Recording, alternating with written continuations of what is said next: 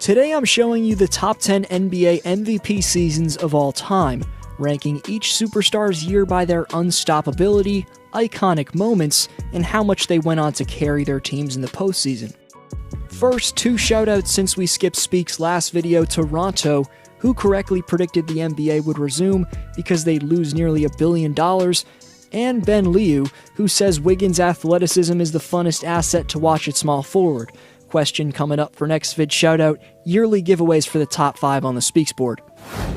The Cincinnati Royals were a team that 8 years after Oscar Robertson had a historic 1963-64 MVP campaign for them, relocated to Kansas City, where they renamed the team the Kings. Then in 1985, they relocated to Sacramento, where they've had only 2 division titles and not a single trip to the finals.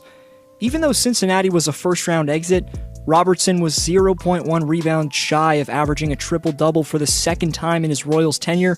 He remained the only player to average a triple-double in a season for over 50 years, and for that, the all-around superstar Oscar's undoubtedly the best player in the history of the Kings organization. Based off fundamentally sound footwork and shooting mechanics, Larry Legend was able to regularly drain iconic daggers amidst his entire career. After all, though, Prime Bird, where he was the most unstoppable during his career, occurred in the 84-85 season. For the soon-to-be 3-time champion, this was his second of 3 straight MVPs, but the only time he didn't win a championship in those campaigns. Despite Boston coming up 2 wins short of the title that year, the reason I picked this version of Bird is because this is when the sharpshooting artist was at his most elusive and quickest. Larry could seamlessly find his way open off the ball for jumpers and go off in the post.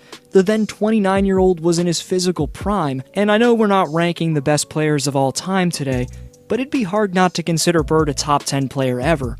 Easy Money Snipers, the nickname Durant wants us fans to call him by, maybe that can't be the case anymore, but the first nickname I brought up perfectly described how he produced on a nightly basis just over 6 years ago in 2013-14. He was dominating with a ball handling / pull-up ability unheard of for a player with his wingspan. My favorite personal KD moment from this season was his and one in the second round of the playoffs, falling out of bounds over Gasol. Just incredible to watch. But from square one in KD's illustrious OKC tenure, he launched himself into the NBA's most likable young rising talent, and debatably had the status as the best player in the league in 2014. The 7-foot shot-creating mastermind was letting it fly from 30 feet and beyond, revolutionizing the NBA. Of course, only a few years later, though, it was off to the Bay Area to join the Thunder's conference rivals. In the most physical era of basketball of all time, where hand-checking and contactual aggressiveness that simply wouldn't fly with the strict rules in the game today, 1988 Michael Jordan didn't make any excuses. With an explosive first step, plus a mix of polished finishing and all-time great hang time, MJ was finishing plays in a fashion that no fan at the time thought was possible. The bad boy Pistons would end up taking Jordan's Bulls down in the second round, but MJ proved that he was the league's most marketable talent in 1988, winning his first of 5 total MVP trophies. Far prior to his airness flashing onto the scene, Kareem was widely regarded as the greatest of all time.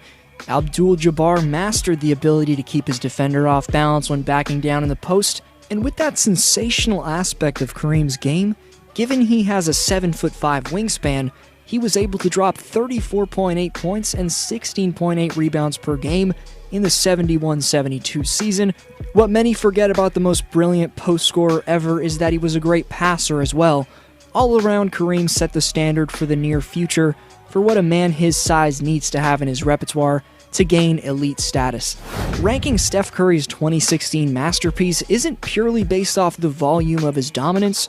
It's about how this man revolutionized the game, culminated in this shot. Side not to use it, Curry, way downtown, bang!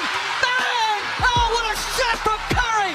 Chef Curry was cooking his defenders and seamlessly letting it fly from distance at such a high level that he changed the way the game's played today.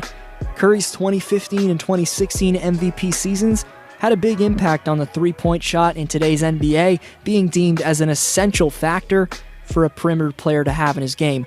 The reason I picked 2016 Steph for this list is that the man took 11 threes per game and shot nearly a career